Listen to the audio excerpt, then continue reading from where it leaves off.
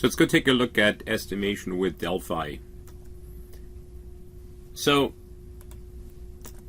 Delphi is actually one of several qualitative models that incorporate expert opinion and subjective factors into the estimation process. You can use that anytime you need an estimate for something, whether it is a project cost estimate, project time estimate, risk assessment, probability estimate, whatever it is. It's basically useful when subjective factors are thought to be important or when accurate quantitative data is difficult to obtain. Now, there are overall 4 common qualitative techniques for estimation: expert judgment, Delphi, bottom-up composite, and stakeholder survey. So expert judgment is probably the simplest one. It basically means that you ask an expert what they think. So if you got a, let's say you need an estimate for how long some project's going to take, you go to the programmer who develops it and you say, hey, Jim, how long do you think it's going to take to build that interface to the data warehouse? And he says, well, I've done this before, so I think it's probably going to take about 2 weeks. That's expert judgment. It's the most commonly used estimation technique, but it's also the one with the least amount of accuracy. Delphi is probably less commonly used, but very, very accurate. There have been a lot of studies that showed that it's extremely accurate, particularly when it's used with a lot of experts. So there are 2 versions of it, single and wideband, and we're going to take a look at both of them. The 2 we're not going to take a look at are bottom-up composite and stakeholder survey. So bottom-up composite means that you, in an organization, ask multiple people to write estimates. Again, let's look at an example for a project. So instead of going to Jim and say, how long do you think it's going to take us to do this project, you might say to the database person, well, why don't you estimate how long the database work is going to take? You may ask the architect to say, well, how long do you think it's going to take to assess the downstream effects of building an interface? You may want to ask the business analyst to say, well, how long do you think it's going to take you to get the requirements? And each one of them is going to go off and estimate their own specialty work. And then you take those estimates and you add them up, you roll them up. So it's a bottom up. You start with individual people and you roll them up. You make a composite of that. That's a bottom up composite. And then stakeholder survey is something where you just simply send out a survey to people and say, well, how long do you think it's going to take to do this? Or, what do you think is your, cost estimate? And again, you maybe just average it out. But the one we want to take a look at in a bit more detail is the Delphi technique. So Delphi works like this. You ask a group of experts. They have to be experts. They can't just be random people off the street. You assume they have some domain knowledge and they are in a position to provide you with a useful estimate. You ask them anonymously, privately, confidentially to provide you an estimate. So you may do that by either convening a meeting and presenting the problem, presenting the project and saying, well, why don't you all think about this and tell me how long it's going to take to do this. Or you might want to ask them by email to do this and may give them a day, 2 or 3 or 4 to provide you with what they think is their best estimate. So the key is that they use their experience and expertise to provide you with an estimate for whatever it is you want to estimate. Then you get the team of experts together and you have them discuss the estimates, focusing in particular on the estimators that provide the highest and the lowest estimates. And you ask them, why do you think it's so much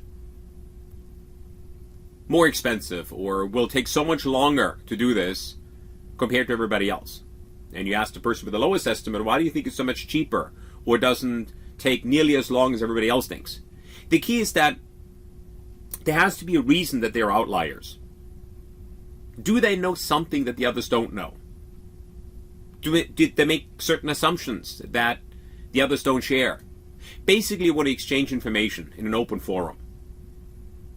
And you want everybody to understand hidden assumptions that others have made. Now, based on the new information, you throw out the estimates and you ask every single one of them to take the new information into account and to provide a new estimate. Again, anonymously, without discussing it amongst themselves. And then either you keep going with those rounds of defense of highest and lowest estimates, until you come up with a consensus.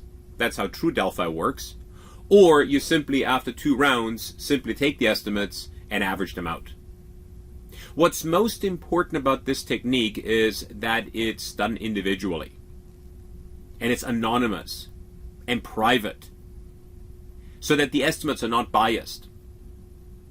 Bias is a very important problem. It's a very critical issue in this.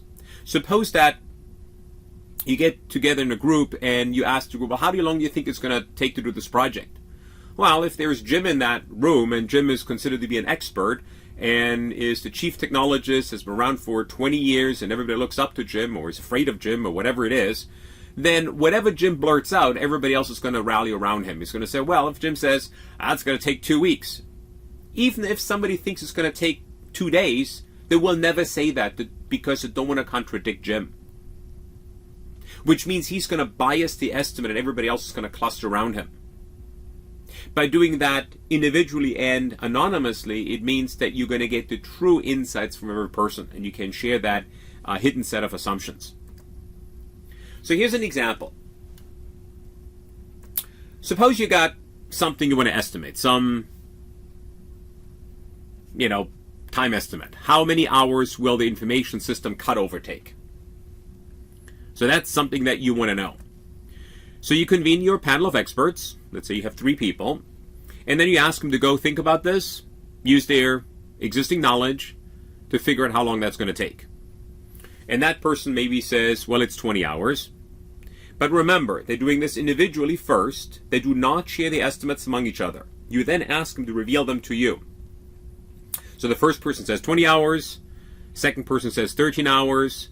Third person might say 8 hours. Then you discuss it as a group.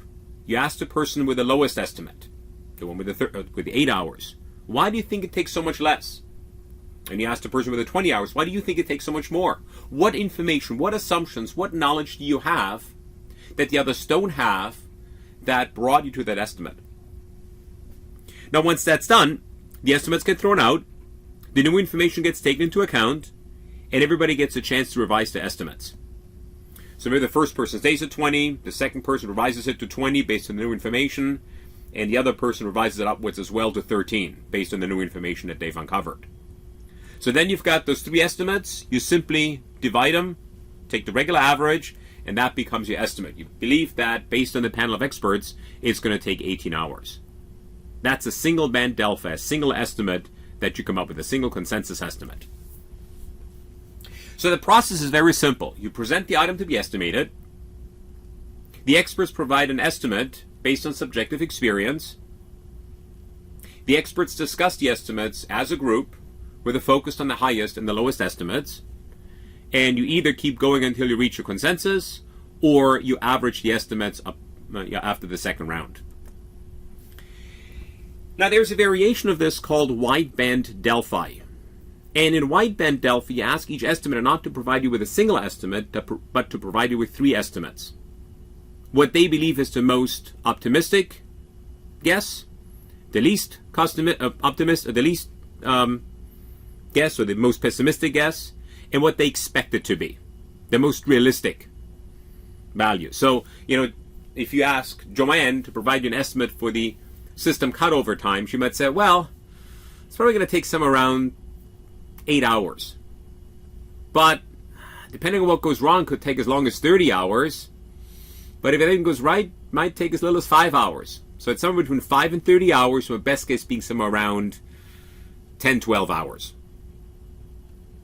Then what you do is you take everybody's, and again, to do this anonymously, it's very important.